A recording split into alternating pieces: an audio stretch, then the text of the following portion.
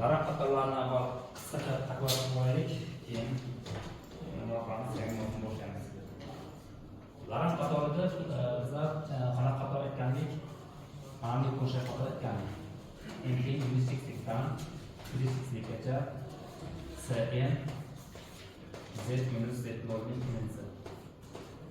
Mana shunday qo'shib qatorda bizlar larang qatorda aytganmiz. Larang qatorida qaranglar, faqat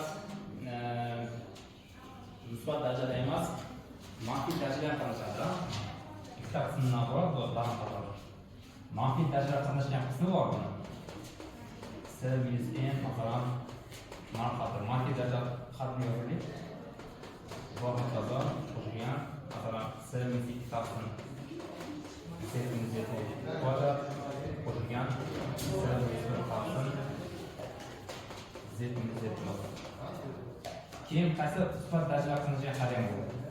S0 qo'shilgan S1 Z minus Z0 qo'shilgan hokazo qo'shilgan Cn Z minus Z0 ning inisi. Mana shu qator tiller qatordan farqi buni manfiy darajalar bilan qilinishadi. Mana bu qismni nima aytgandik? Mana bu qism bosh qism deb aytgandik. Bu qism bosh qism deb aytgandik. Mana bu qismni kandasida isbot bo'lsa to'g'ri qism deb aytgandik. Larang qator qanday yaqinlashsa, buni yaqinlash sohasi mana buni xalqaydi. Kichkina l kichik modul z minus z0 bu esa katta ldan kichik. Mana shunaqa xalqada yaqinlashadi. Mana bu masalan z0 bo'lsa, bu kichkina radiusdagi aylana, mana bu katta radius aylana bo'lsa, mana shuni qayerga yaqinlashadi? O'rtasida bizning larang qatorimiz yaqinlashib turadi. Mana shu xalqada yaqinlashadi. Kichkina l va katta l to'g'ri qo'llanadi. Kichkina lda manfiy koeffitsient krosslarni manfiy koeffitsiyentdan birinchi bizni olib, mana shuni yuqori limit orqali topamiz. Katta l esa katta l bilan bir taqsimga topiladi. Buni mana bu formada topamiz. Musbat xatlarni olamiz endi bu safar. Mana shu orqali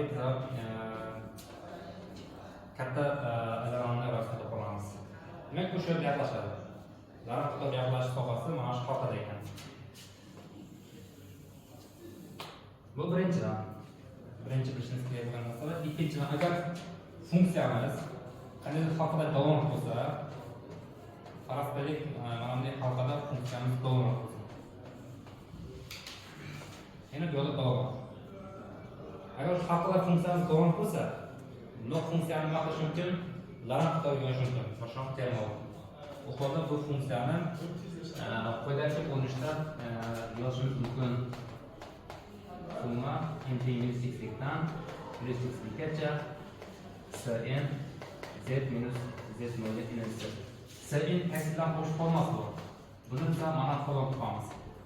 1 taqsim 2pi integral mana shu bitta xalqa orasidan yana boshqa bir xalqa olinadi-da mana. Gamma rho deylik buni. Boshqa bir xalqa olinib, mana bu integral qiymati hisoblanadi. Fc taqsim C minus Z darajasida n plus 1 dc. Koeffitsiyentlar mana shu formula bilan topiladi larang qatorni.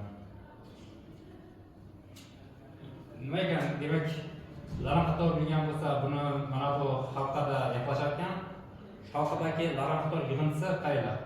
Qanday davom funksiya foydalanadi? Mana bu larang qator yig'indisi qaraymiz. Mana shu xalqada mana bu larang qator yig'indisi mana foydalanadi. Davom funksiya foydalanadi. Shu xalqada faqat. Buni durib qo'yishimiz kerak. Va aksincha funksiya bu xalqada davom qilsa, bu holda buni larang qatorga yozishimiz mumkin. Larang qatorning koeffitsiyentlari mana bu formuladan topiladi. Yaxshi. Larang qatorni bu qisqacha mana shu narsaga keladi. Larang qatorni lekin o'rganish uchun qaranglar. Bitta muhim tushuncha bor. Mas nuqtalashgan tushuncha bor. O'sha tushuncha yordamida larang qatorlar o'rganiladi. Bu kichkina mavzucha mana maxsus nuqtalar o'rganilgan inisilar bilan maxsus nuqtalar. Maxsus nuqtalar o'rganishni qaranglar mana. F funksiyamiz farz qilamiz D sohada bilgan bo'lsin. Mana D soha farz qilaylik. D sohani Z nuqtani biror bo'lgan atrofida golon qilsin. Nima degan qaranglar. F funksiyamiz Z nuqtani bo'lgan atrof deganini mana qaranglar. 0 chiqarib tashlaymiz. Mana bu to'plamda golon qilsin degani. Ya'ni 0 kirmaydi, mana aylanishda golon bor, faqat markaz kirmaydi. Tushundinglarmi? Mana shunaqa funksiya bo'lsin. Buni funksiyasi masalan mana bu ko'rish mumkin. Z teng y darajasi 1 taqsim z. Bu yerda z nuqtasi sifatida nima olamiz? 0 olamiz. Tushunarli-a? Demak, o'sha nuqta bo'lgan atrofda golon bo'lsin. Buni funksiya ko'p mana yana qaysi narsalar bordir? X masalan eng soddasi 1 taqsim z minus eng soddasi mana. Bu yerda z nuqtamiz 1 ga teng. Bir nuqtani chiqarib tashlaymiz, golon bo'lgan atrofda golon funksiyani ifodalaydi. Va hokazo bunga chex ko'p misol keltirish mumkin. Va shu atrofda boshqa nuqta bo'lmasin. Xolos, agar shart bajarsa, biz z0 da mavz nuqta deb aytamiz. Shu holatda biz z0 da mavz nuqta deymiz. Nima bo'lish kerak ekan? O'sha nuqtani uning atrofida golon qilish kerak ekan. Tushunarli? Bu holatda z0 da biz mavz nuqta deb aytar ekanmiz. Mana kam so'rov. Ko'p so'rov keltirish mumkin. Mana sinus ta'sir so'zlar bo'ladi mana golon funksiyaga misol. Va hokazo. Bunday misollar ko'p. Mavz nuqtani 3 turi bor. Hozir nima uchun o'rganganimiz alohida tushuntiraman sizlarga. 3 ta mavz nuqtani turi bor. Z0 nuqtada qaranglar. Mana bunaqa funksiya bo'lishi mumkin. Mana funksiya qarashimiz mumkin. Masalan, sinus z bo'lgan z qarasak ham bor nuqtani aniqlamagan. To'g'rimi? Nuqta aniqlanmagani uchun buni 0 nuqta mavz nuqta deb turamiz. Sinus z taqsim z uchun ham hatto shunaqa. Mavz nuqtaning 3 ta turi bor, qaranglar. 3 ta turi bor. Birinchi turi mana bu limit mavjud bo'lishi mumkin. Z z0 ga teganda f z limiti nima bo'lishi mumkin? Mavjud va chekli bo'lishi mumkin. Mavjud va chekli. Birinchi holat mana shunday bo'lishi mumkin. Ikkinchi holat nima bo'lishi mumkin yana? Mavjud va cheklidan keyin qaysi holat bor? Chex bo'lishi mumkin. Chex bo'lishi mumkin. Uchinchi holat nimada? Umuman mavjud emasligi mumkin. Limit n integriga cheklikka mana fz bu umuman mavjud emas. O'shadan qaranglar, birinchi tur mavz nuqtani biz qutulish mumkin bo'lgan mavz nuqta deb aytamiz. Yoki sizlarga qanaqa bo'layotgan bartaraf qilish mumkin bo'lgan mavz nuqta aytilgani bilyapsiz. Biz qutulish mumkin bo'lgan mavzular deb aytilgan. Xolos, nima bo'lsa ham z0 dan demak qutulish mumkin bo'lgan. Z0 dan demak buni yaxshi olish mumkin degan. Aniqlab qo'yish mumkin, qutib qo'yish mumkin degan. Xolos. Z0 da demak qutulish mumkin bo'lgan mavzular deb aytamiz.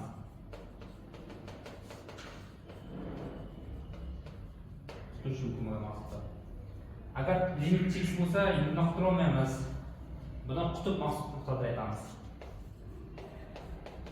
Qutib maxsus nuqta deyiladi. Agar limit chex bo'lsa, bu holatda bizlar buni muhim maxsus nuqta deb aytamiz.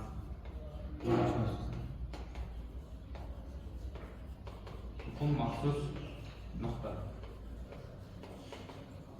Maxsuslarni qisqacha qilib bundan keyin mayli deb yozib ketaman. Mayli degan maxsuslar.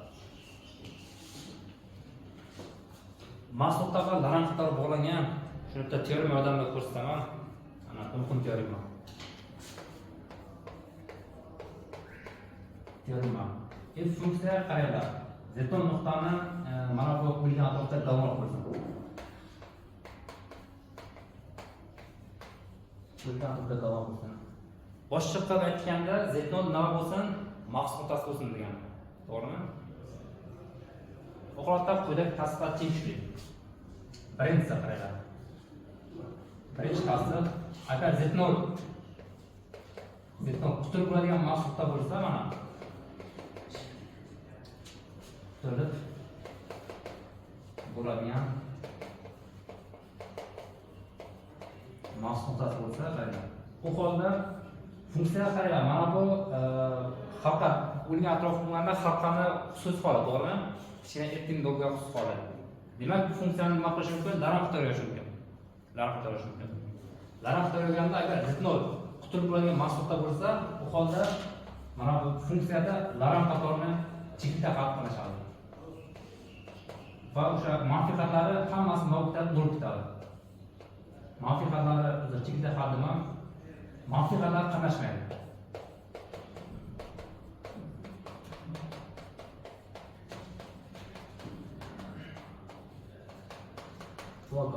Va aksincha, bu teorema ikki tomonga o'xshaydi. Ya'ni manfiy xatlar qatnashmasa holda zidnol qutulib bo'lgan mahsulotda, agar zidnol qutulib bo'lgan mahsulotda bo'lsa, nima bo'ladi?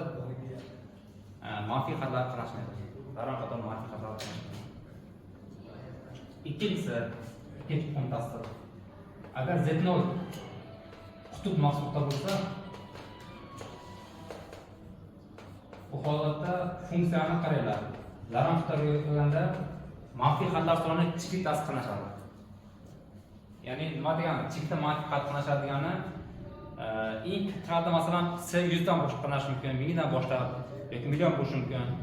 O'sha xatni C-n deb yozsam mana, C-n taqsim Z-Z0 inisi mana.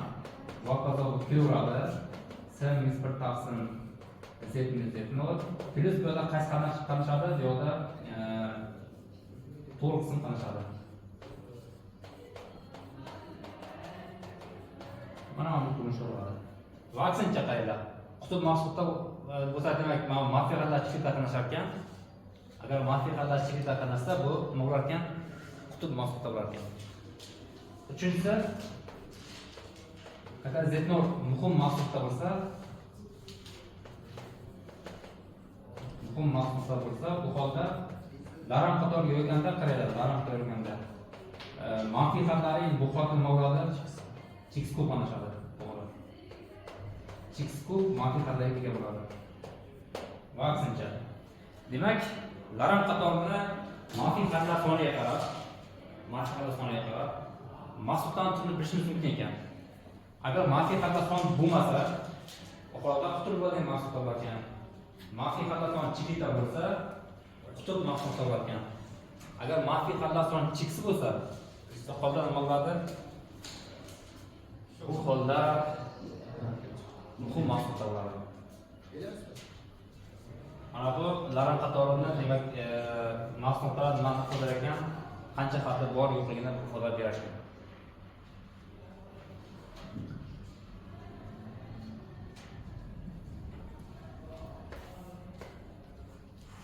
Hop, mahsulotlarning qanday xususiyatlari bor deyishim mumkin.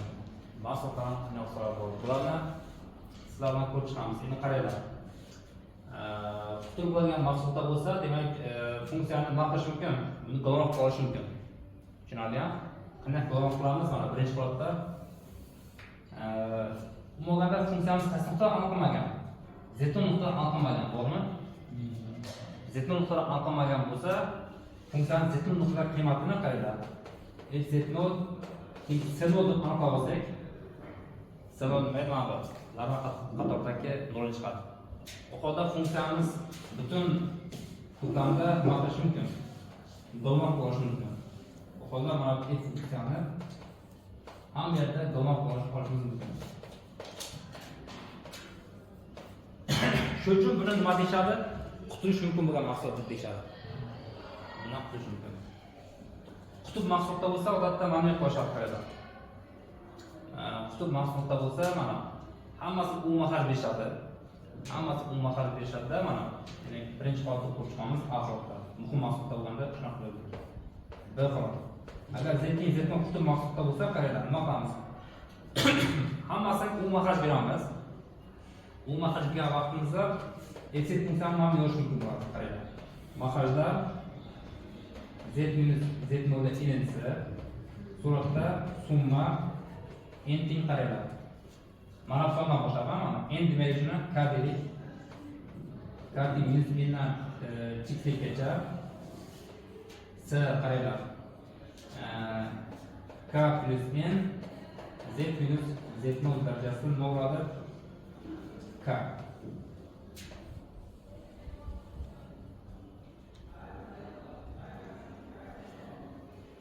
n plus k o'zi. N plus k mana bu. Mana bu k'ni. Ana shunday ko'rishlar qator chiqadi. Buni qanday hisob qildim tushundinglarmi? Hammasi umumlar sifatida ma'lum oldim. Bu s minus n bo'ladi. Keyingisi ko'payadi, yana ko'payadi. Mana bunda ish ko'payadi. n nisbatan ko'payadi. Bunda endi ko'payadi s hadda. Bunda n nisbatan ko'payadi. Va hokazo. Suratda mana bu funksiya hozir bo'ladi. Bu funksiyaga yaqinlashishingizda demak suratda qanday nima bo'ladi? Golon funksiyasi bo'ladi. Qanday golon funksiyasi bo'ladi? Mana bu funksiyani qaraydi. Qanday jz funksiya taqsim z minus z0 ning n'si ko'rinishida yozish mumkin bo'ladi. Demak, qutb maqsudda bo'lsa funksiyani mana muhim bo'lsa, qutb maqsudda bo'lsa esda mana yozish mumkin ekan. Jz taqsim z minus z0 ning n'si ko'rinishida yozish mumkin. Yo'lda shart bor, j z0 bu nol farqli. Chunki j z0 qiymati bu s minus n'ga tengda, mana bu qiymat nima bo'ladi? Nol farqli bo'ladi. Ya'ni nima degani? Ya'ni qaranglar. Mana bu n, mana shu n degan son. Bu qutbni tartibini ifodalaydi. Mana bu n degan son nima bildiradi? N bu z teng z0 nuqtani qutb tartibi deyiladi. Mol tartibini eshitgansizlar? Mol tartibidan nima bo'ladi? Mana bu qutaygan bo'ladi, ha? Qutb tartibida esa tartib buni bo'lingan bo'ladi. Agar bir taqsim f degan funksiyani qarasak, bir taqsim f degan funksiyani qarasak, bir taqsim f uchun z teng z0 degan nuqta nima bo'ladi? Bu 0 bo'ladi. Qanaqa 0? Tartibi ham bor. N'inchi tartibli 0 bo'ladi. Bu n'inchi tartibli 0 bo'ladi. Nima uchun? Chunki bir taqsim f ko'rsak, mana bir taqsim f funksiyani ko'rsak, uni ko'rinishini bilamiz chunki. Bir taqsim f funksiyani ko'rsak, bu ma'lum ko'rinishli funksiya. Z minus z0 ning n'si ko'paygan bir taqsim jz. Buni qanday h funksiya deylik, chunki yo'l atrofiga qaraymiz. Z minus z0 ning n'si ko'paygan h ko'rinishdagi funksiya bo'ladi. Shuning uchun z teng z0 nuqta bir taqsim f uchun n'ning shartli 0 vazifasini bajaradi. Uchinchi xususiyati mana buni soqol teoremasi deyishadi. Soqol teoremasi. Ya'ni nima degani, agar f funksiya uchun z teng z0 muhim maqsudda bo'lsa, u holda qaranglar. Z0 ixtiyoriy kompleksdan olinganda ham, u holda ixtiyoriy A kompleksdan olinganda ham shunday z tengliklik borki, birinchidan z teng z0 ga intiladi va ikkinchidan f tengni qarasak, z0 nimadan farqli? Z0 dan farqli. Va f degan qiymatimiz bu A degan songa intiladi. Yana qaranglar. Ya'ni limit mosh emas. Limit mosh degani shunday ikkita son borki, to'g'ri shunday ikkita son borki, bu holda bitta ketma-ketlik qilsak, bitta songa boshqa ketma-ketlik qo'ysak, boshqa songa intiladi. Limit mosh emas degani. Bu nima mosh? Soat kelimasi aytmoqchiki, bunaqa sonni chip bo'lishi mumkin. Har qanday kompleks sonni olsang ham, nima bo'lar ekan? Shunday zedlik ketma-ketlik mumkin, u shunday f-teng aylantiradi. Nima degani sizga tushuntiray, bu teoremani mana. F masalan g darajasida bir taqsim z degan funksiyani qaraylik. Maqsudimiz z0 teng 0 degani mana. Maqsudimiz mana shu. Buni limiti yo'q 0 nuqtada. Chunki nima uchun bu muhim maqsudda? Chunki agar z haqiqiy bo'lib 0 ga intilsa, uning tomonidan. Z haqiqiy bo'lib intilsa. G darajasida bir taqsim z nimaga intiladi? Mana bu x nuqtada x bo'ladi, mana qiymat x chiqadi. Agar limit z 0 ga haqiqiy bo'lib intilsa,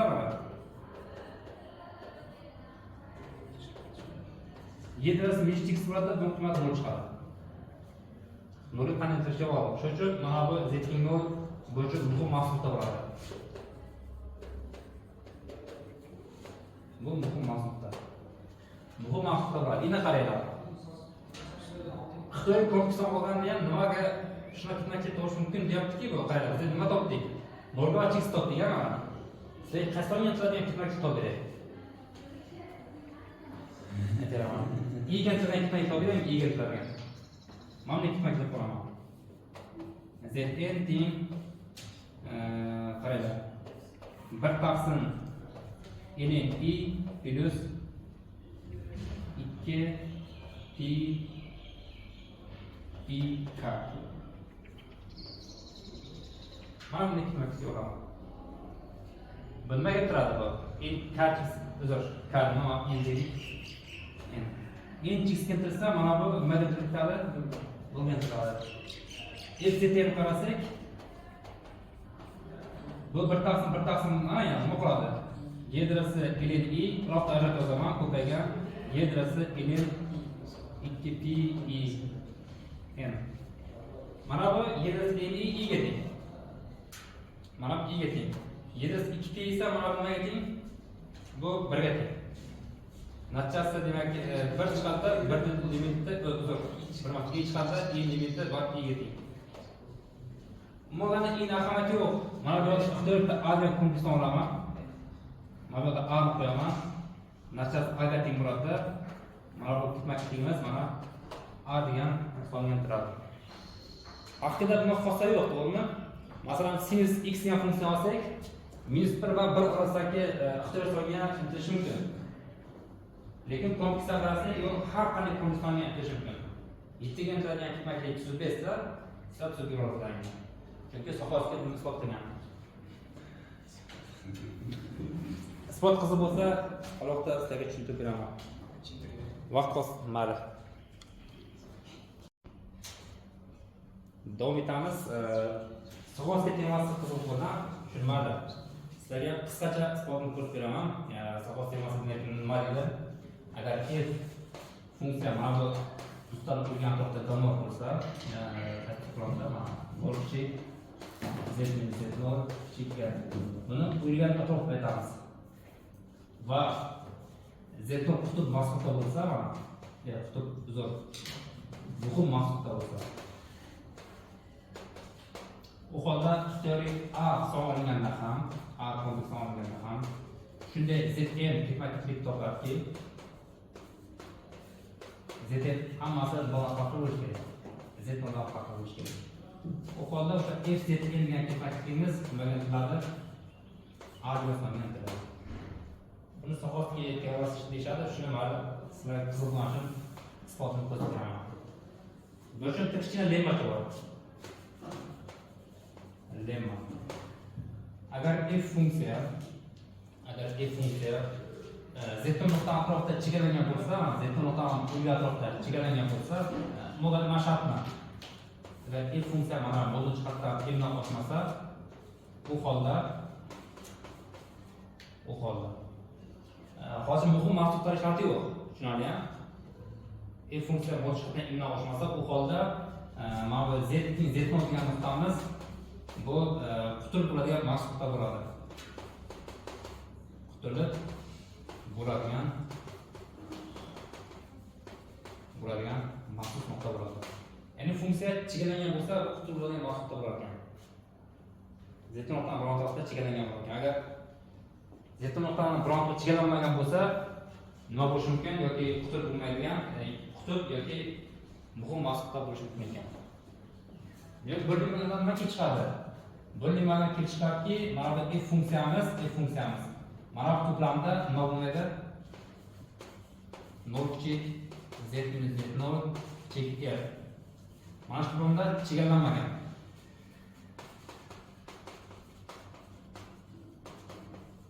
Mana bu to'plamda chegaralanmagan.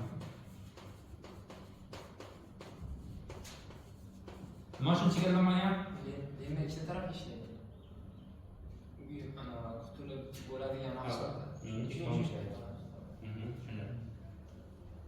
Xo'p. Bu lemmadan kelib chiqadiki, mana bizda muhim mahsulotlar to'g'rimi? Muhim mahsulotlarda funksiya chegaralanmagan bo'ladi. Agar chegaralangan bo'lganda nima bo'lardi? Bu qutublarning mahsulot bo'lardi. Chegaralmagan degani qaranglar. Chegaralmagan degani.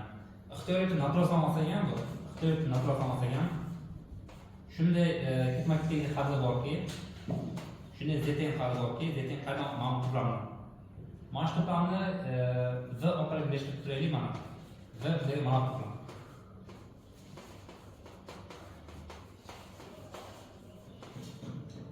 Shunday zn degan qiymatimiz borki, o'sha zn dan nima bo'ladi? Fzn modul jihatdan n dan katta bo'ladi. Tushunarlimi? Fzn n dan katta bo'ladi. Ixtiyoriy atrofda keyin qaranglar. Bu qutb mahsulotlar qaranglar. Nuqtani har qanday atrofda chegarlanmagan. Tushunarlimi?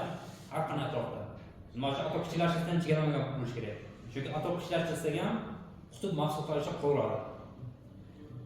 Xo'p, bu shuni nima qilamiz? Birinchi bo'lib buni v1 orqali birlashtiramiz atrofda. V1 bo'lsin, V1. Bu nima tartibi? Mana bu chegarlanmagan tartib.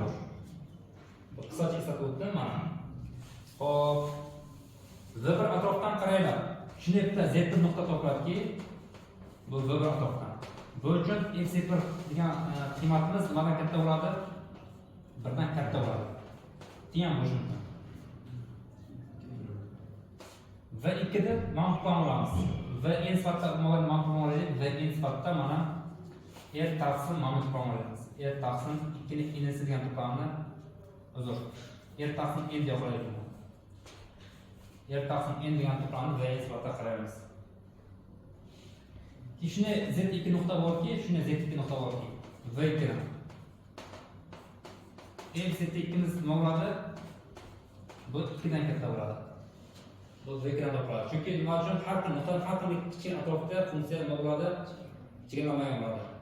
Agar qanday kichik atrof chegarlanib qolsa, tamom, bu funksiyamiz qanaqa muhim maxsus nuqta bo'lmay qoladi. Quchib bo'ladigan maxsus qoladi. Xuddi shunday Z3 nuqta topiladiki, qayerdan V3 dan Z3 qiymati mana bu 3 dan katta bo'ladi. Bu hokazo mana shunday Z nuqta borki, bu qayerdan V dan F Zn qiymati mana bu n dan katta bo'ladi. Bu hokazo. Nashlda biz quyidagi ketma-ketlikni hosil qilib oldik, qaranglar. Nashlda biz shunday Z ketma-ketlik hosil qildikki, mana Zn. Zn mana qanday bajaradi? Z minus Zn deganimiz nimadan kichik? R taqsim n dan kichik.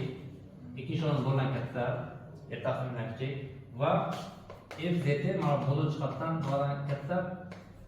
N dan katta teng bo'ladi. Shu shartni bajaradigan biz Z ketma-ketlik borligini isbotladik. Bu holatda funksiyamiz nimadan turadi? N cheksizlikka intilganda limit qarasak, bu holatda F Zn mana bu cheksizga intilishni ko'rishimiz mumkin. Cheksizlikka intilishni. Mana hamma cheksizlik kompleksda bittasi qaraladi. Xullas hozir nima ko'rsatdik? Cheksizlikka intiladigan ketma-ketlik borligini ko'rsatdik faqatgina. Bizga cheksizlik kerak emas bo'lganda. Bizga ixtiyoriy songa intiladigan ketma-ketlik kerak. O'sha nima qilamiz? Ixtiyoriy A olamiz, kompleks olamiz. A kompleksni olib mana funksiya qilamiz. Phi z teng 1 taqsim A minus Fz degan funksiyani qaraymiz. Mana shu funksiyani qaraymiz. Mana shu funksiya uchun qaraylar, mana shu funksiya uchun, Pz uchun. Z teng A qanaqa nuqta? O'zi Z teng A nima? Z teng Z qanaqa nuqta bo'ladi? Phi uchun bu muhim mahsulotlar bo'ladi. Nima shu muhim mahsulotlar? Chunki Z orga intilganda limit qarsak, mana bu mahsulot bo'lmi? Bu mahsulot bo'lganicha mana bu ham limit mahsulotmaydi. Sabab mana bu limit mahsulot emas.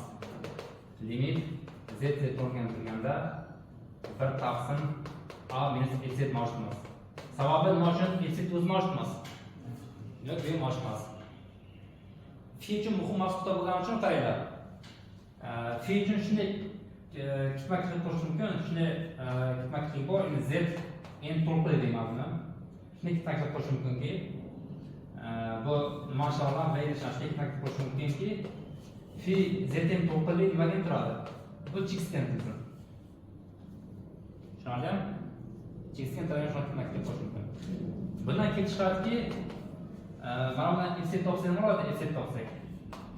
F-set topsak mana bundan kelib chiqadi. Xo'p. A minus 1 taqsim fizik chiqadi, to'g'rimi? A minus 1 taqsim fizik. Mana shu holatda agar f-setni qarasak, f-set to'g'riligini qarasak, bu nimaga turadi?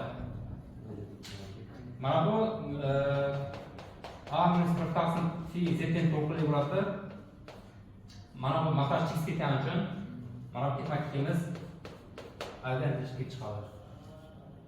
Tushunarli? Demak, agar z0 muhim narsa bo'lsa, bu holda nima qilish mumkin ekan? Har qanday songa yaqinlashuvchi qismiy ketmaklik topish mumkin ekan. O'sha qismiy ketmaklik birinchi z0 bilan turadi. Ikkinchidan f-setni bu har qanday songa intirish mumkin. Siz lemlarda faqat z0 atrofida chegaralamagan haqida ketyapti. Nomozlik haqida ishlasangiz. Z0 haqida atrofida chegaralamagan va qaysi atrofida chegaralab qolsa bo'ldi, tamom. O'shanda shu bo'ladigan mahsulot kelib chiqadi o'shanda. Shunday. Z0 nuqtani ixtiyoriy kichik atrofda chegaralamagan bo'ladi. Bu qaysi holatda bu qutul bo'lmagan bo'lsa shunaqa bo'ladi. Yaxshi. Savol termasi tushunarli bo'lsa, endi galon funksiyani ba'zi bir xususlarni o'rganib chiqaylik sizlardan. Keyin kichikgina mavzu ochamiz. Galon funksiyaning ba'zi xususlari.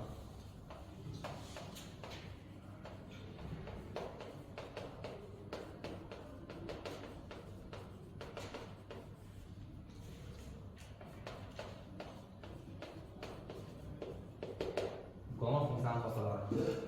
Ko'p narsa e'tibor bersanglar, tele formasidan kelib chiqadi. Nima uchun agar funksiyamiz muhim teorema bor, istalsa bo'lsa, mana funksiyamiz mavjud to'plamda galon bo'lsa, z minus z0 kelgan to'plamda galon bo'lsa, bu holda nima qilish mumkin edi? Bu holda funksiyani tele qatoriga yozish mumkin edi.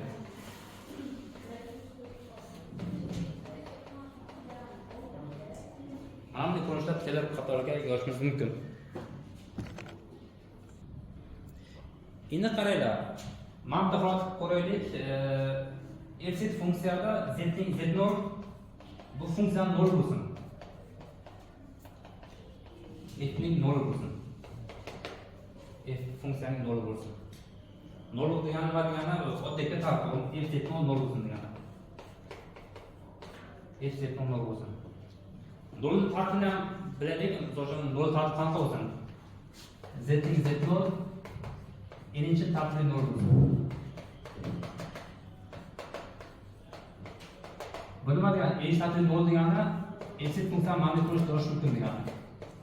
Z minus z0 ning n'inchisi ko'paygan jz ko'rinishda yozish mumkin degani. To'g'rimi? N'inchi tartibli 0 bo'lsa, bu shunaqa ko'rinishda bo'ladi. Bundan nima kelib chiqadi qaylar? Bundan ma'nosida kelib chiqadi. Bundan kelib chiqadi. Birinchidan f-set o'zi 0 ga teng. Birinchi xossasi ham 0 ga teng. Bu nimadan kelib chiqadi? Ma'nosini e'tibor beringlar. Jz0 nima bo'ladi? Bundan farqli bo'ladi. Chunki bu 0 bo'lsa, bu ham kelib qoladi. Xossasi ham 0 bo'ladi. Nima uchun? Xosslar olinglar, mana buni darajada kamagan bo'ladi. Va toza mana ikkinchi xossasi ham 0 bo'ladi. Bor xossa demak, n'inchi xossasi emas, qaysi eng birinchi xossasi ham z0 nuqtada 0 bo'ladi. Mana shu ifodani mana tili qatoriga qarasak, qaranglar. Bundan nima kelib chiqadi? S0 degan xat 0 bo'lish kelib chiqadi. S1 degan xat 0 bo'lish kelib chiqadi. S2 degan xat 0 bo'lish kelib chiqadi. Va toza S1 degan xat ham 0 bo'lish kelib chiqadi. Tili formasiga ko'ra. Nasada funksiyamiz quyidagicha ko'rinishda ekanligi ma'lum bo'ladi. N z minus z0 n'inchisi qo'shilgan n plus 1 z minus z0 n plus 1 va to'g'ri. Ya'ni teler qatori n'inchi xatdan boshlanadi. Xo'p, n'inchi xati 0 bo'lsa, buni bu ko'rinishda yozish mumkin. Agar bu ko'rinishda bo'lsa, n'inchi xatli funksiyani bu ko'rinishda yozish mumkin bo'ladi. Ikki taraf bir-biriga ekvivalent. Buni qo'yinglar. Funksiyani 0 ga tekshirish uchun yoki ma'lum ko'rinishda yozish kerak yoki mana bu shartlarni tekshirishimiz kerak. Bu ikkita shart nimada bir-biriga ekvivalent. Nol tartib tekshiruv o'tkazilgan birinchi kurslarni hosilda ketma-ket tekshiriladi. Dollar funksiyasi ham xuddi shunaqa. Bundan nima hosil kelib chiqarib qaranglar. Agar f funksiya mana z0 nuqtada z0 0 bo'lsa, shu atrofda funksiyani boshqa nol yo'q. Kichik atrof borki, funksiyani o'sha nuqtadagi kichik atrof borki, o'sha atrofda nima bo'ladi? Bundan boshqa nol qanashmaydi. Mana bu nol ham funksiya qolmoq. Z nuqta shunday kichik atrof borki, mana tushuninglar. O'sha atrofda nima bo'lmaydi? Boshqa nol qanashmaydi. Nima uchun funksiya qolmoq bo'lsa mana. Agar qolmoq bo'lsa qanash qolishi mumkin mana. Siz teskari misol, masalan, mana funksiyani ko'raylik. Fz teng sinus 1 taqsim z minus 1 degan funksiyani qaraymiz. Uzr. Hamma z taqsim z minus 1 degan funksiyani qaraylik. Z ko'paygandan bo'lsin mana. Bu z teng 0, bu 0 to'g'rimi? Bitta 0. Bu funksiya yaramaydi. Boshqasini ko'raylik. Mana bu funksiyani ko'ramiz. Z ko'paygan sinus 1 taqsim z. Mana bu z teng 0 bu funksiya 0. To'g'rimi? Z teng 0 funksiya 0. Lekin 0 nuqtani atrofini qarasak, buni boshqa nollar ham bor. Shunday. Z teng qanaqa edi? 1 taqsim pi. Mana 0 nuqtada atrofda juda chist nollar bor mana. Nima uchun shunday bo'ldi? Chunki 0 nuqtaga aloqali funksiyamiz. Tushunarli? Chunki funksiyamiz qanday qilmoq? Funksiyamiz nomjada qilmoq. Demak, 0 dan tashqarida qilmoq. 0 nuqta o'zish olmaydi. Agar 0 nuqta ham kirib qolganda nima bo'ladi? O'sha 0 nuqtaning atrofida o'sha z0 dan boshqa 0 bo'lmaydi. Bu birinchi xossasi. Xuddi shu xossani nima uchun aytish mumkin? Qutb masqutlar uchun ham aytishimiz mumkin. Demak, nima bo'lar ekan? Funksiya qolmoq bo'lsa, z0 nuqtamiz bu yakalangan bo'ladi. Yakalangan degani qanaqasining kichik atrof borki, o'sha atrofda bundan boshqa 0 yo'q degani. Tushunarlimi? Birinchi xossasi. U holda z0 yakalangan bo'ladi. Yolg'iz atilgan yakalangan. Isbot qanday chiqarish? Mana bu qatordan ifodalarni keltirishasiz. Xolos, mana shunday kelib chiqadi. Isbot qilsa bo'lsa ko'rsatib beraman. Hozir vaqtimiz kam. Dasturda sizga isbotni ko'rsatib beraman. Ikkinchi muhim xossasi qaranglar. Bu birinchi muhim xossasi edi. Ikkinchi muhim xossasi mana. Ikkita funksiyamiz, ikkita golon funksiya bilgan bo'lsin. F va j degan golon funksiya bilgan bo'lsin. Ikkalasining d holda golon bo'lsin. Z0 nuqtaga intiluvchi biron ketma-ketlik olamiz mana. Biron ketma-ketlik olamiz. Z teng Z0 ga intilsin. O'sha ketma-ketlikda f z teng va j z teng qiymatlari teng bo'lsin. Z teng bir turli. Shulardan boshqasi aytib hech qaysi tarafda boshqasi teng emas. Mashina ketma-ketlikda f z teng j z tengga teng bo'lsin. Bu holda bu ikkita funksiya z sohada aynan tengdek kelib chiqadi.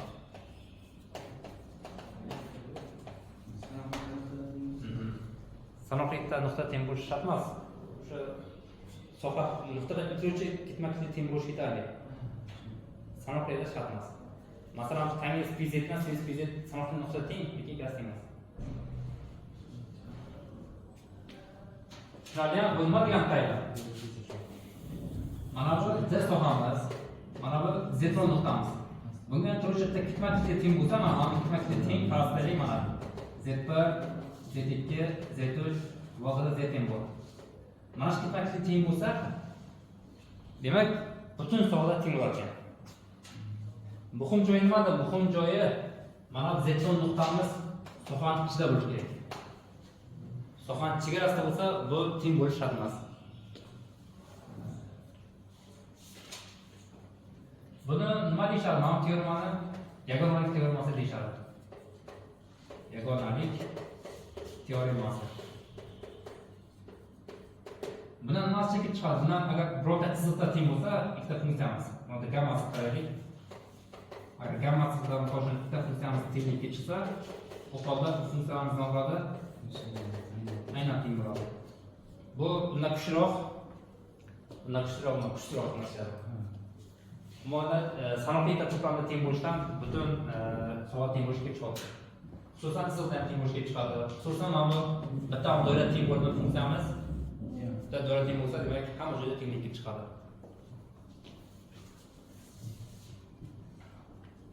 Bu o'sha ma'nosidan kelib chiqadi. Xullas, mana isbot juda oson. Arset mavzusidan ko'rsak, f z degan funksiyani ko'rsak, mana h funksiya uchun h z nima bo'ladi? 0 bo'ladi. Ixtiyoriy nima uchun? N atrofida uchun. Demak, 0 nuqta atrofida cheksiz kunlar bor qoladi, to'g'rimi? Bunaqa doimiy funksiya faqat 0 bo'lishi mumkin. O'shundan bu ikkita funksiya aynan bir-biriga tenglikka chiqadi.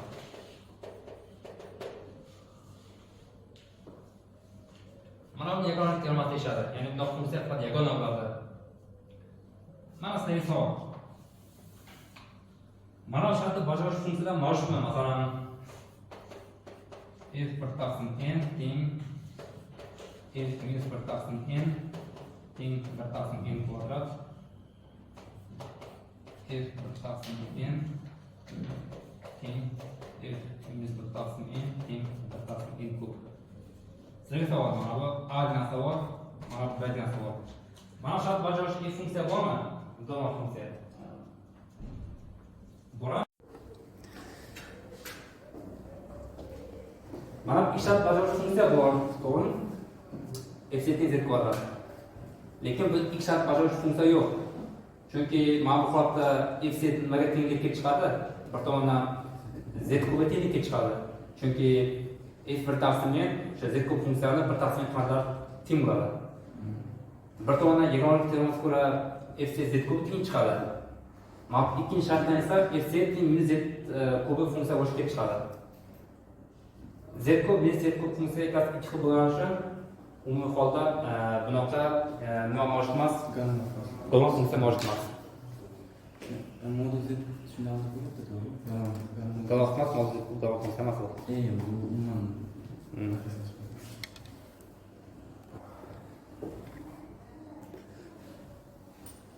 Uchinchi xosasini ko'ramiz, gamma funksiyani. F funksiyamiz mana qaranglar, d sohada gamma bo'lsin. D sohada gamma. Endi faraz qilyapti, durust bo'lsin. Mana shu jarayon durustligi kerak, chunki funksiya chegalangan bo'lishini talab qilmoqchiman. Tushunarlimi? Funksiya chegalangan bo'lishini talab qilmoqchiman.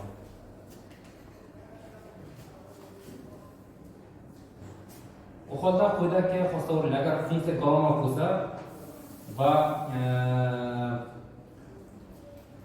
so'g'on ichida maksimumga erishsa, so'g'on ichida maksimumga erishsa, ya'ni so'g'on ichida nima modul maksimumga erishsa, u holda ya'ni so'g'on ichida modul maksimumga erishsa degani shunday z nuqta borki, d so'g'on ichida maksimum modul f z nimaga teng bo'lsin? F z nimaga teng bo'lsin?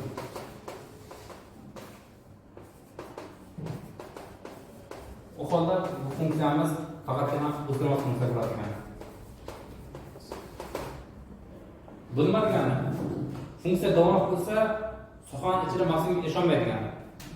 Tushunarlimi? Bu degani agar funksiyamiz konstantdan farqli bo'lsa, mana modul o'zi eng katta qiymatiga faqat so'g'on qanday erish mumkin? Chegarasida erish mumkin degani. So'g'on ichida nima bo'lmaydi? Nollar farqli funksiya, umuman konstantdan farqli funksiya maksimumga erisholmaydi. Mana bu teoremani modul maksimum prinsipi aytadi. Modul maksimum prinsipi deyishadi.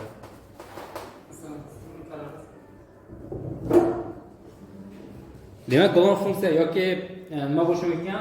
So'g'on chegarasi maksimumga erishi mumkin. Agar so'g'on chegarasi maksimumga erishmasa, u holda 0 bo'lishi mumkin.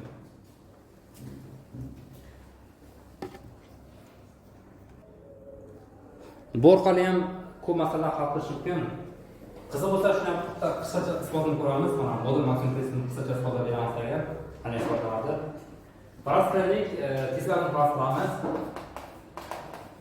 Ya'ni z nuqtada sog'ayishlar qaysi nuqtada bo'lsin, funksiyamiz maksimum yetsin. Funksiyamiz modul maksimum yetsin. Ya'ni f(z0) katta yoki bo'lsin f(z)dan. Modul f(z)dan katta bo'lsin. Aksiyoniy z tegishli d. Mana yo'qdan ham olaylik. Nima qilamiz qaylar? Mana shu nuqtani nima qilamiz? Kichkina atrofini qaraymiz. Mana bu yerga atrofini qaraymiz. Mana bu yerga hosil bo'ladi, mana bu yerga hosil bo'ladi. Funksiyamiz birinchida galmon, to'g'rimi? Mana bu soha ichida galmon. Funksiyamiz galmon, mana bu soha ichida. z0 yo'q, galmon. Yo'qda uzsam kerak bo'lsa. O'sha shu Toshkent integral formasini qo'llasak, Toshkent integral formasini qo'llasak, nima bo'ladi? f(z0) teng bo'ladi 1/2pi integral mana bu qismi bo'yicha modul z0 tergan qismi bo'yicha f xi taqsim xi minus z0 bo'lishi kerak, uzr. Xi minus z0 z ga teng bo'ladi. To'g'rimi? Toshkent integral formasi bo'ladi. Shundan modul olamiz. Mana modulni integralga kiritib yuboraman.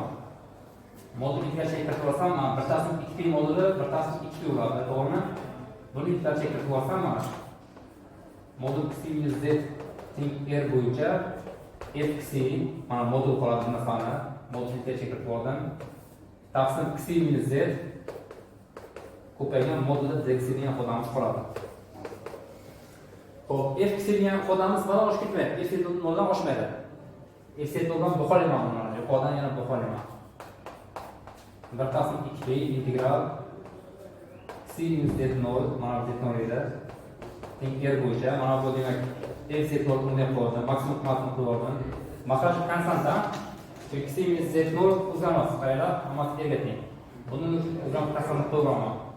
Bu yerda modul z qoladi. Buni endi konstanta sifatida buni chiqaraman, tashqari chiqaraman.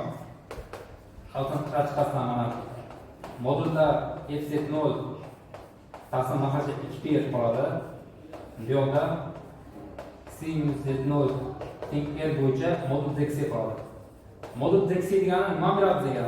Modul z degani bu d edi beradi. O'tgan dars ko'rsadim, islar davomi. Modul z d edi beradi. Nima uchun? Chunki modul z degani bu xni parametri bor mana. dx plus i dy degan. To'g'rimi? Bundan modul olsak, bu izohsiz dx kvadrat plus dy kvadrat beradi, bu nima beradi? D edi beradi, uzunligini beradi. Demak, mana bu uzunligi, buni uzunligi nimaga teng? 2pi ga teng, chunki analog mana. Modul f(z0) taqsim 2pi ko'paygan 2pi. Ya'ni modul f(z0) qoladi. Nima kelishdi qaranglar? Bu narsa bo'rta kishi uchun qoldi. Bu narsa kishi uchun o'zidan kishi qoldi. Bundan nima kelib chiqadi qaranglar? Bundan kelib chiqadi hamma f x'lar nimaga teng bo'lishi kerak? f(z0) ga teng bo'lishi kerak. Tushunarli? Bundan kelib chiqadi mana. Hamma f(z)lar va modul chiqadi. Hamma f(z0)lar hamma f x'lar nimaga teng bo'lishi kerak? f(z0) ga teng bo'lishi kerak. Xi mana bunda yotadi. Gamma ga degan joyda yotadi. Qaranglar, demak, maqsadda hamma qiymatlar nimaga teng ekan? Maqsadda hamma qiymatlari mana modulda f(z0) ga teng ekan. Shuni hisoblaylik. Yerda ishlashsak, bu yoqda shunga tenglikka chiqadi, bu yoqda shunga tenglikka chiqadi, va hokazo. Ya'ni bu ixtiyoriy erishim bajarilganligidan nima kelib chiqadi? Mana butun atrofda ixtiyoriy atrofda f(z0) modul chiqadi, mana bu f(z0) ga tenglik kelib chiqadi. Tushunarli? Mana bu demak, band doirasi ichida ikkitasi tenglik kelib chiqdi. Modullar tenglik kelib chiqdi. E'tibor bilan faqat doiracha isbot qildik. Butun soha uchun qanday isbot qilinadilar, qisqacha o'zini tushuntiraman. Mana bu nuqta olinadi, ixtiyoriy nuqta olinadi. Mana bu z0 nuqtamiz bor. Mana bu doira olamiz, yana xuddi shu doira olib, mana buni olib boramiz. Mana buni olib boramiz. Qarang, mana bu doirada qaraymiz. Mana bu doirada mod jihatdan bu ikkitasi teng bo'ladi. Shundan bu funksiya modul ekranga kelmas ko'ra bitta funksiya tenglikka chiqadi. Yana mana bu doirada ham modullar tenglikka chiqadi, xuddi shunday bu doirada ham modullar tenglikka chiqadi. Ekranga kelmas ko'ra. Keyingisi ham bo'lsa hammasi tenglikka chiqadi. Tushunasizlar? Hammasi tenglikka chiqadi. Tushunasizlar, mana shu o'sha keyin doira qilasizlar. Har bir doirada tenglikdan o'sha nuqtaga qo'yasizlar. Mana shunda yo'lda ham tenglikka chiqadi. Biz sifati shuna bor. Qisqacha aytdim. Shunda mana bu f konstant emas, f ning moduli konstant bo'lsa. Demak, bundan keyin chiqadi, bundan keyin chiqadi. Butun sohada nima bor ekan? Modul f0 ya'ni modul f0 teng bo'ladi. Endi butun sohada modul f0 nimalikka chiqadi? Butun sohada modul f0 konstantalikka chiqdi. Bundan lekin ikki chiqmaydi. Bundan f0 konstantalikka chiqmaydi. Birdan chiqmaydi. To'g'ri chiqmaydi. Buni o'zaro hisob qilasiz. Tushunarlimi? Butun sohada konstanta bo'lishini o'zaro hisob qiladi. To'g'ri chiqmadi, faqat modul konstantalikka chiqdi mana. O'zining konstanta ekanligini o'zaro hisob qilib ko'rasizlar. Bu uchinchi xossasi edi. Xo'p, bizlar tele qatorga yozdik-ku, golon funksiyani to'g'rimi? F tegishli golon qaydaydi. Modul z0 shaklida golon funksiyani tele qatorga yozdik. Tele qatori mana bu ko'rinishda bo'ldi. Summa n teng bo'lgan x gacha Cn z-z0 n c. Bundan Cn koeffitsiyenti ikki xil usulda topish mumkin. Birinchisi xossa yordam topish mumkin. Mana f birinchi xossa z0 taqsim n faktorial. Ikkinchidan buni integral yordamida topsak ham bo'ladi, to'g'rimi?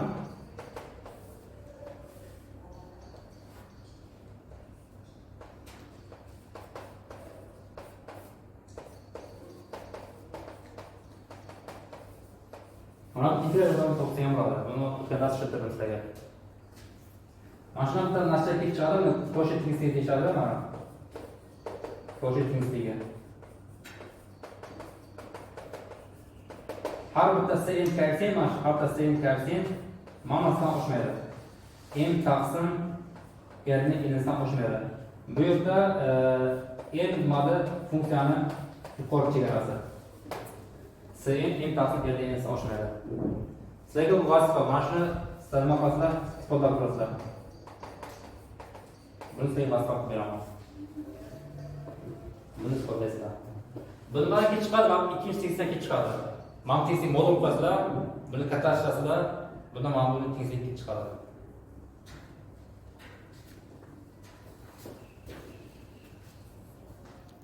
Buni sizlarga vazifa qilib qoldirdim. Bundan kelib chiqadigan muhim natijalar bor. Xo'p, funksiyamiz agar butun kompleks tekstga golon bo'lsa, shuna funksiya ham bor. Biz ham buni butun funksiya deymiz.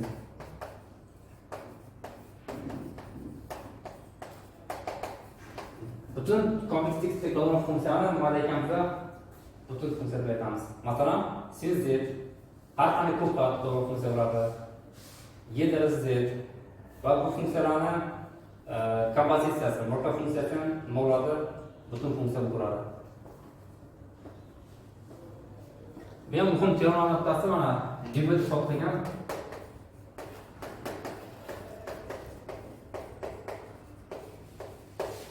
Agar f funksiyamiz butun funksiya, butun degan butun kompleks tekstga golon keladi. Butun va f funksiyamiz chegaralangan bo'lsa, butun va chegaralangan bo'lsa, u holda bu funksiya faqat nima bo'lishi mumkin? Konstanta bo'lishi mumkin degan teoremni isbotlagan. Tushunarlimi? Buni Levin isbotlagan. Levin o'zini isbot boshqa, lekin buni qo'shtekstni oson tushunib chiqarsalar bo'ladi. Nima uchun desanglar, funksiya butun kompleks tekstga golon qilgani uchun ixtiyoriy ma'lum doira ichida ham nima bo'ladi? Golon qiladi, to'g'rimi? Buni teri qatoriga yozsak, mana bu nimadan boshlab bo'ladi? Shuni yozib qo'ying. N teng 1 dan boshlab boshlanadi. 1 2 3 hokazo. Xo'p, buni ko'rmasligidan buni teri qadar yo'yamiz mana.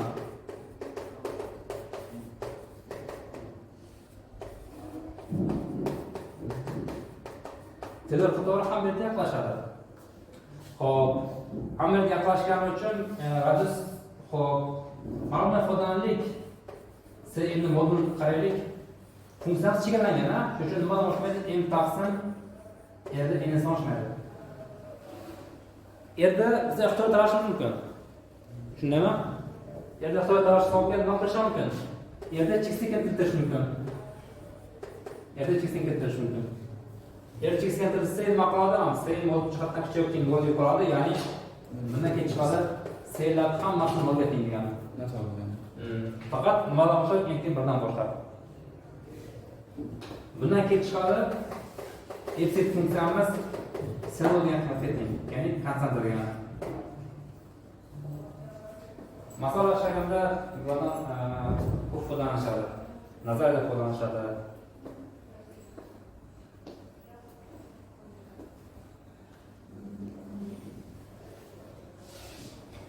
Va oxirgi qisqacha termamiz qaranglar. Mana bu f funksiyani qaraymiz. F funksiyamiz butun kompleks tekstligida qaranglar, butun kompleks tekstligida mahsulotasi bo'lsin, faqat qutbdan boshqa mahsulotasi emas. Tushunarlimi? Qutbdan boshqa qat'iy mahsulotlar va qutblardan mahsulotlar bor edi, to'g'rimi? Keyin muhim mahsulotlar bor edi. Keyin esa qutb mahsulotlar bor edi. Agar f funksiyamiz butun kompleks tekstligida qutbdan boshqa mahsulotlar bo'lmasa, qutbdan boshqa mahsulotlar bo'lmasa, u holda f funksiyamiz faqatgina ratsional funksiya bo'lishi mumkin.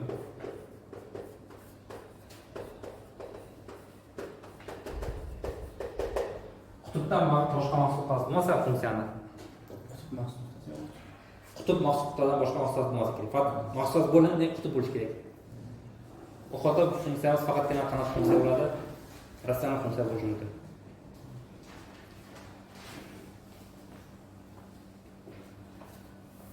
Ana bu xossasi bor. Buni nomini bilmayman. Va oxirgi xossamiz butun funksiyalar uchun. F funksiyamiz butun funksiya bo'lsin. Butun funksiya bo'lsin. Bu holatda qanday funksiya chegaralanmagan bo'ladi, butun funksiya chegaralanmagan bo'ladi. F'si ma'lumotni qarasak, F'si ham nima ichida yotadi? Bu ham kompleksorlar tekstligini ichida yotadi, to'g'rimi? Teng bo'lishi mumkin, bo'lmasa ham mumkin. Bu shunaqa teoremaga qaranglar. S'dan agar F'ni aytsak, bundan qanday nuqta to'plami chiqadi, to'g'rimi? Qanday nuqta to'plami chiqadi? Mana shu nuqta to'plami bittadan ortiq elementga ega emas deydi. Mana buni tekrar teoremasi deyishadi. S'dan F'ni aytsak, bittadan ortiq nuqtaga ega emas. Nima degani?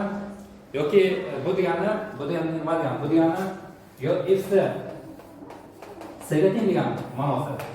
Yoki F'si degani S minus qanday nuqta degani. Tushunarlimi? Bu qonunsa mana shu xossasi ham bor. Buni xossam o'tmagan bo'lsa kerak, mana. Mana sizga misol. F-setning yedra z degan funksiyani olinglar, mana. F-setning yedra z uchun mana buga teng. S minus F nimaga teng? Yedra z qaysi qanday qabul qilmaydi? Faqat 0 qabul qilmaydi, to'g'rimi? 0 qabul qilgan uchun S minus F ni qarasak, bu faqat 0 degan nuqtadan iborat bo'lgan chiqadi. Endi bu holatda nimadan chiqadi? Sen zetni olsak yoki ko'patni olsak, bu hamma qanday qabul qiladi? Agar ko'pat olsak, ko'pat bo'lgan qabul qiladi. Ya'ni ko'pat bizni boshlaydi. Mana bu tekrar teoremasi deyishadi.